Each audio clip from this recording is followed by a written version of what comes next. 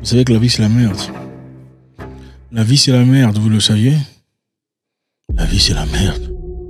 La vie n'est pas belle, comme on le prétend. Beaucoup vous disent que la vie est belle, les choses sont bien. La vie n'est pas bien. La plupart du temps, c'est pas bien. C'est bien si tu passes un moment agréable de la vie. Tu vis dans les conditions les meilleures. Tu as de l'argent, ta famille est bien, vous êtes en politique, surtout ceux-là. Vous êtes en politique, vous avez le pouvoir. C'est comme ça qu'on dit ça, non? Nous avons le pouvoir. Il y a des gens qui crépissent dans la misère, la pauvreté, la maladie, la prière, la galère, la peine, la faim, le handicap, le noir, le manque de courant, d'électricité, d'eau potable. Il y a des gens qui souffrent. La vie est très difficile pour beaucoup de personnes. Beaucoup qui vont vers la Méditerranée essayant de trouver asile ailleurs. Pendant qu'ils meurent, flagellés, tués, battus.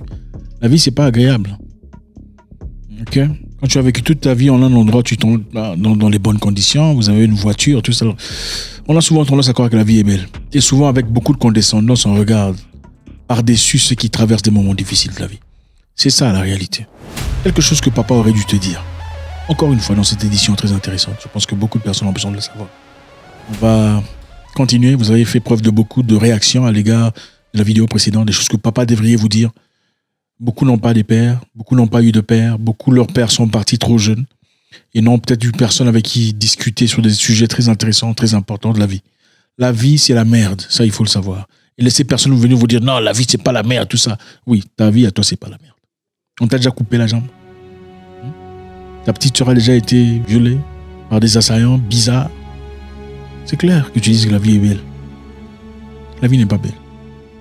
Les gens chercheront à se servir de toi. Je ne sais pas quel âge tu as. Peu importe, tu vas te retrouver. Les gens serviront de toi. Les gens, généralement, quand on te regarde, on veut se servir. Qu'est-ce que tu apportes? Quand tu es un homme, tu es quoi? Tu représentes quoi?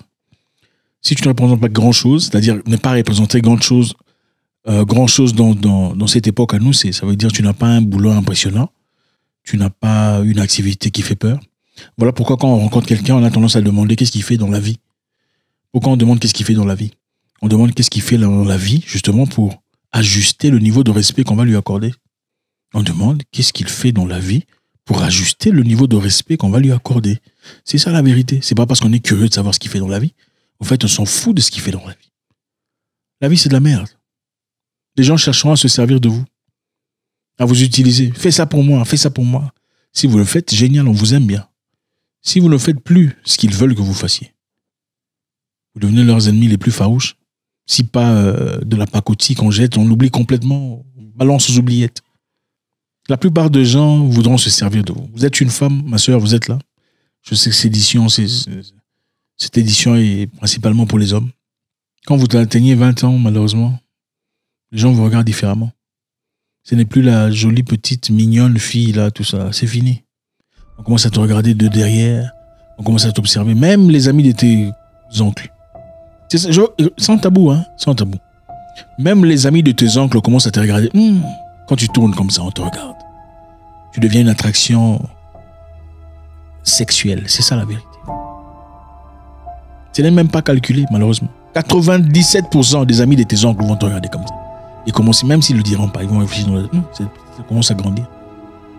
Quand tu veux un boulot, peut-être que tu as les qualifications. Il y a beaucoup de gens ici qui ont vécu ces situations, certainement. Pourquoi on vous donner le boulot? Pourquoi c'est à vous qu'il faut accorder cette opportunité? Avez-vous déjà été menacé, si pas menacé, proposé de manière indécente de consentir à une intimité ou une interaction sexuelle avec une personne complètement étrangère au nom d'un boulot? C'est ça la réalité de la vie. On veut ton corps. Quand tu as 20 ans, on commence à vouloir ton corps. La vie n'est pas belle. La vie, c'est de la merde. On veut ton corps. On veut se servir de toi. Et si tu es consentante, voilà, tu commences à progresser, à avancer. Voilà, on te place secrétaire, ensuite missionnaire, ensuite project manager, et tu commences à grimper. C'est ça la vérité de beaucoup de personnes ici que vous adulez et célébrez. La vie, c'est pas du bonheur. Papa aurait dû te dire, il a certainement voulu te protéger de ce monde horrible par amour.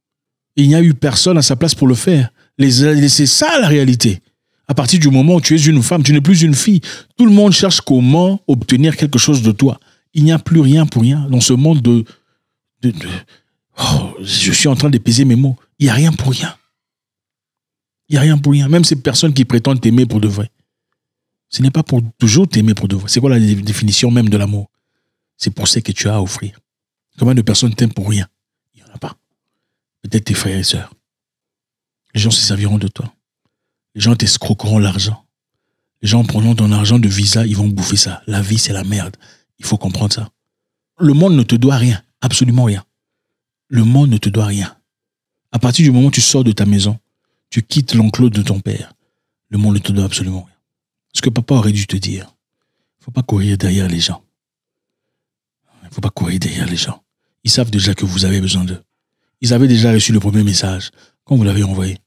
Ce n'est pas pour dire que dans tous les cas, il ne faut pas courir derrière les gens. Écoutez-moi très intelligemment.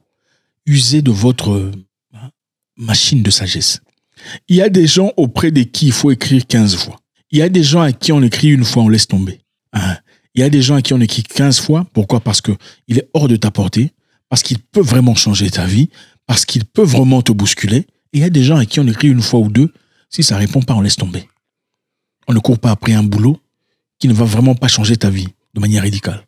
On ne court pas après une personne qui risque de t'apporter ou pas le bonheur que tu cherches. On ne demande pas pardon pour rien aux gens. On ne le fait pas. Parce que généralement, les gens les prennent pour de la faiblesse.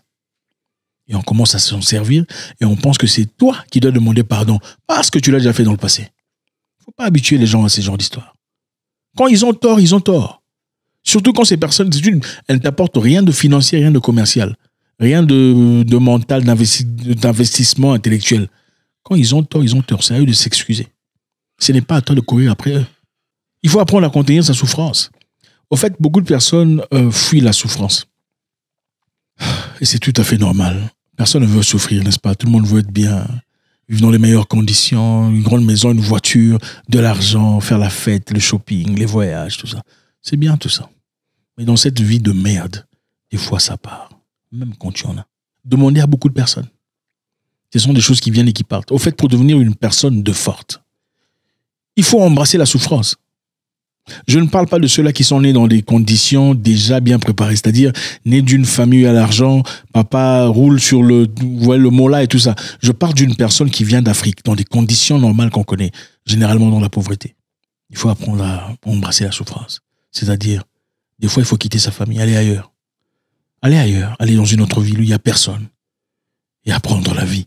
Plus vous apprenez de la vie, plus vous êtes conditionné à la nature à laquelle vous faites avoir. J'ai fait un voyage en Ouganda il y a quelque temps. J'ai rencontré un jeune garçon de 13 ans. Un jeune petit garçon de 13 ans. Il a arrêté notre voiture et il m'a apporté des bananes. Bonjour monsieur, est-ce que vous voulez acheter mes bananes? J'ai regardé, j'avais pas besoin de bananes.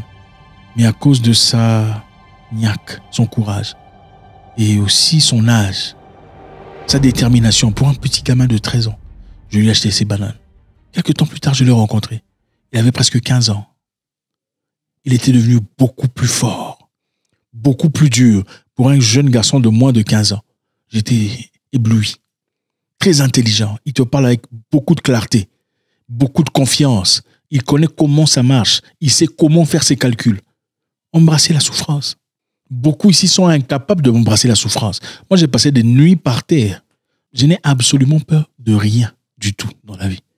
Vous pouvez me jeter dans le village au fin fond là-bas. En vertu de l'expérience que j'ai, je sais que je m'en sortirai. Je me rétablirai au même niveau. Parce que je connais le marché, je connais le voyage. Il ne s'agit pas de la destination, mais du voyage. Je suis même en train de me apprendre à se relever des difficultés. N'ayez pas peur d'aller vivre chez votre oncle. Même si on vous insulte, ça vous conditionne. Vous devenez un dur à cuire. Le monde n'est pas agréable. Si vous voulez faire la politique, on va vous insulter. Il faut être conditionné. Vous voulez être avocat ou une personne proéminente, on va vous insulter. On va s'attaquer à vous. Mais comment vous pensez pouvoir le faire, arriver à ce niveau, si vous n'êtes pas conditionné? Ce n'est pas possible. Il faut être conditionné. Conditionné aux critiques, conditionné aux insultes, conditionné au revers, conditionné à l'adversité. C'est ça la vie. Conditionné à la souffrance, conditionné à la faim. Tu as déjà fait 2 jours sans manger. Pas parce que tu étais en prière, mais parce qu'il n'y a pas à manger. Moi, j'ai déjà pleuré. Je me souviens une fois, ça m'est arrivé. Je me retrouvais seul dans un pays étranger. Il n'y avait personne. Personne pour m'aider. On m'avait donné juste un endroit pour dormir. C'était un club de boxe. On dit, tu vas nettoyer, balayer le club, mais bon, on te donne l'autorisation d'y dormir. Il y avait une chambre propre, une petite cuisine. Et à l'époque, j'avais des petits jobs. On va m'appeler pour aller travailler comme vigile. Tu travailles comme vigile en te donnant de l'argent. Quand tu as de l'argent, la première chose que je faisais, c'était quoi? Je partais au supermarché acheter à manger. Parce que je ne savais pas quand est-ce qu'on m'appellerait encore. Il m'est arrivé une fois, on m'a appelé, j'ai acheté, j'ai bouffé l'argent. J'attendais qu'on m'appelle le lendemain, on ne m'a pas appelé. Il n'y avait pas à manger. Il y avait juste une bouteille d'huile, c'est tout. Tu vas manger l'huile. C'est pas possible. À côté de nous, il y avait un supermarché. En regardant la fenêtre, j'ai vu une jeune fille à côté, j'ai vu un gros pain. Un pain, c'est comme si quelqu'un avait oublié ce sachet de pain. J'ai dit, oh Seigneur, ça fait 2 jours que je n'ai pas mangé. Le pain ici et là, quelle bénédiction. J'ai vu le pain, mais je ne pouvais pas sortir parce qu'il y avait une jeune jolie dame à côté. Qui justement n'était pas là pour le pain, elle était en train de faire autre chose. Moi, je me suis dit, bon, dès qu'elle sera partie, je vais prendre le pain, je vais manger ça. J'étais là en train de danser déjà, oh Seigneur, tu as écouté ma prière. Ah non. 5 minutes plus tard, je regarde là comme ça, le pain n'est plus. Le pain est parti. J'ai pleuré. J'avais moins de 23 ans. J'ai pleuré. Je dis, j'ai quitté chez nous. On ne manquait pas du pain. On ne manquait pas à manger. Je pleure pour le pain. J'ai dit à Dieu, qu'est-ce que j'ai fait dans ma vie? Qu'est-ce que j'ai fait? Mais c'était une opportunité que j'avais. À cause de mes pulsions et aussi le besoin d'être apprécié par les femmes. J'ai raté le pain. Et je suis resté affamé. Mais cela m'a conditionné aujourd'hui. Je n'ai pas peur. Je n'ai peur de très peu de choses, moi. Très peu de choses me font peur. Il faut être conditionné aux difficultés de la vie. Conditionné au revers. Conditionné à l'adversité. Conditionné aux affronts. Être prêt à la joute de la vie. Ce que papa aurait dû te dire. L'argent résout beaucoup de problèmes. Mais il ne faut pas faire de l'argent l'objectif de vie. Papa aurait dû te dire que l'argent résout beaucoup de problèmes. Mais il ne faut jamais faire de l'argent l'objectif de vie. C'est bien d'apprécier les gens, les patrons, tout ça. C'est bien tout ça. C'est un rêve qu'on vous vend. Écoutez, même si tu travailles 24 heures sur 24, beaucoup ici ne seront jamais ça. En fait, pour vous dire, 95% ne seront jamais ce que vous voyez là-bas. Mais vous auriez sacrifié votre paix pour toujours. Vous auriez laissé la famille à côté. Le temps que tu aurais pu passer avec tes enfants, tu l'as passé en train de chercher l'argent que tu n'as jamais trouvé. Le temps que tu aurais pu passer avec tes parents mourants et acquérir la sagesse, tu l'as passé ailleurs cherchant l'argent que tu n'as jamais eu. Le temps que tu aurais pu passer avec ta famille, tes enfants, ta femme enceinte, tu l'as passé ailleurs cherchant une vie, de l'argent que tu n'auras jamais acquis. L'argent, c'est bien. Mais l'argent, ce n'est pas tout. Beaucoup de gens sont devenus prostitués à cause de l'argent. Et ce n'est pas parce qu'ils étaient en manque d'argent. C'est l'amour démesuré de bien. Au fait, l'origine de beaucoup de mal en Afrique, c'est l'argent. Ceux qui vendent nos héros, ceux qui ont vendu Lumumba, c'est à cause de l'argent. Ceux qui ont trahi Sankara, c'est à cause de l'argent. Ceux qui ont trahi Magoufouli, c'est à cause de l'argent. Ça continue, Kadhafi, c'est toujours à cause de l'argent. C'est bien de chercher l'argent, mais n'écoutez pas, n'en faites pas une religion. Comment avoir de l'argent? Les riches, vous êtes riches déjà. Vous avez un cerveau, vous êtes en vie, vous êtes riche, mon cher. La richesse, c'est relative, ça dépend de ce que vous cherchez. Le besoin d'argent dépend de ce que vous cherchez dans la vie. Regardez, si vous cherchez beaucoup de choses, vous aurez certainement besoin d'argent.